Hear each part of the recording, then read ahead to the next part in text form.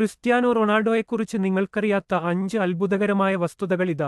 2012 മുതൽ 13 വരെ UEFA champions ലീഗിൽ റയൽ മാഡ്രിഡിനായി തന്റെ മുൻ ക്ലബ്ബ് മാഞ്ചസ്റ്റർ യുണൈറ്റഡിനെതിരെ ഒരു ഹെഡർ നേടിയപ്പോൾ അദ്ദേഹത്തിന്റെ ഏറ്റവും ഉയർന്ന ചാട്ടം 2.93 മീറ്ററായിരുന്നു.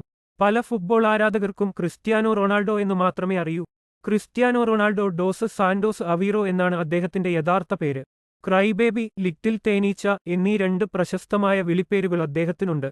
കുട്ടിക്കാലത്ത് മറ്റു കുട്ടികൾ മൈതാനത്ത് വഴക്കിടുമ്പോൾ റൊണാൾഡോ തന്റെ പ്രിയപ്പെട്ട സംഘട്ടന പരിഹാര മാർഗമായി കരച്ചിൽ ഉപയോഗിച്ചിരുന്നു. റൊണാൾഡോ തന്റെ വിജയം ആൽബർട്ട് ഫാന്ത്രോവിന് സമർപ്പിക്കുന്ന തന്റെ ചെറുപ്പത്തിൽ ആൽബർട്ടിനെ ഒരു ഫുട്ബോൾ അക്കാദമിയിൽ പ്രവേശിപ്പിച്ചു.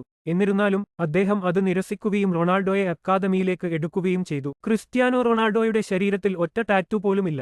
അദ്ദേഹം തുടർച്ചയായി ബ്ലഡ് ഡൊണേറ്റ് ചെയ്തിരുന്നു. സഹതാരം കാർലോസ് മാർട്ടിൻസിന്റെ മകനെ സഹായിക്കുന്നതിനായി CR7 തന്റെ അസ്ഥിമജ്ജ ദാനം ചെയ്തു.